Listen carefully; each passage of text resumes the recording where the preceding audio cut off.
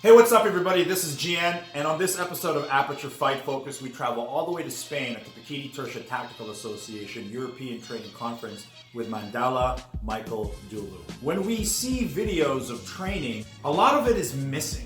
Oftentimes, it's part of a broader lesson that could take hours or days to fully extract. When we have only a small segment of a training curriculum, it's important for the viewers to understand exactly what they're watching so that we don't make false conclusions or a misunderstanding or a misinterpretation of what is actually being shown. This happens in every art, including the Filipino martial arts. What's important about this video is that it talks about training progression, mentality, and intent. It talks about visualization. While there's a definite validity to training how you fight and fighting how you train, you can't train full force 100% each and every time. If you get injured, your training stops. And that is why training methodologies and training progression is important. I've made a mistake before in the past where I see light movement and light training and I think to myself, that's not realistic. That's not how fights happen. Some students want art. They want the depth and exploration and the self-expression and the personal growth that comes with martial arts. There are drills and training methodologies to match that training goal. And then there are those who want it quick, dirty, and realistic. Please understand that while there is a training progression, that can be immediately delivered to you as well. But understanding that training goals differ may give us a better understanding or at least a better perspective on how to appreciate these kinds of videos. Please enjoy. My name is GN, and if you like the content here, please make sure to like our Facebook page and make sure to visit Aperture Fight Focused on YouTube. Thank you very much for watching. Enjoy the video.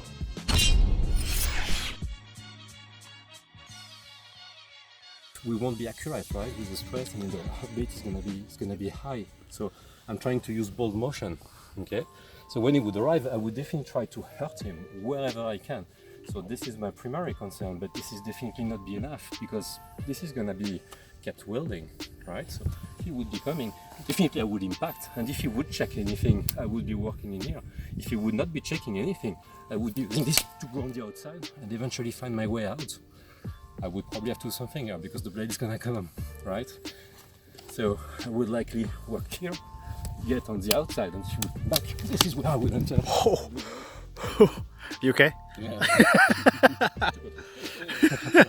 And I think when people see these demonstrations, and yeah, you're fine, but in a real situation, you won't be. You just punch the guy in the face. I'm sorry.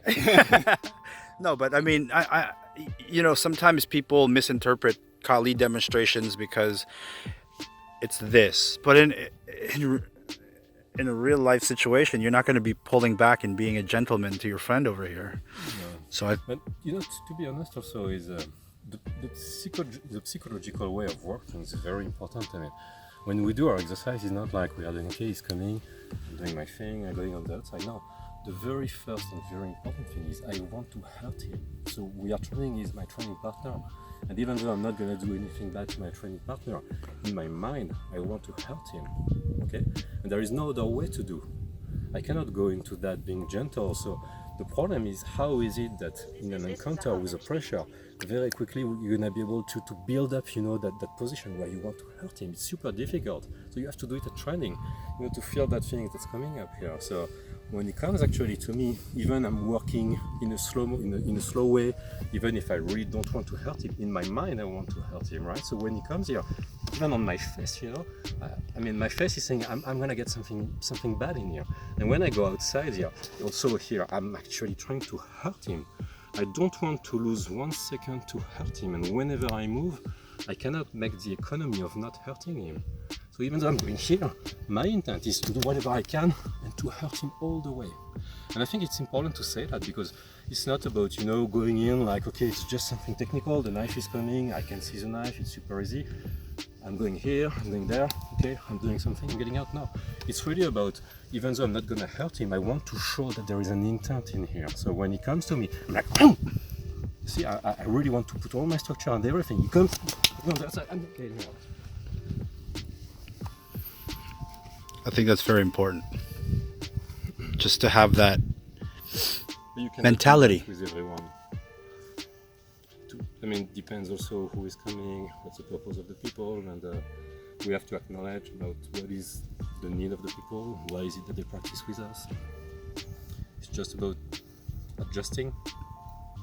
The idea is not to stay, drilling, it's to understand that any part where is it that you can enter, you put yourself back actually in the drill, and when you decide it, you impact the body with something that's more operational, but you put it in dynamic. So it's not like, okay, he's coming with a blade, so I have my blade, I'm being chambered, he's coming, I'm just entering. No, we have to start somehow by this, but the point is to put it in something that is more dynamic before we build more psychological pressure, and before we try to increase his body reaction that would be associated with suffering from the pressure of a real encounter. But I would say it's a work that we are doing for training purpose first and before all.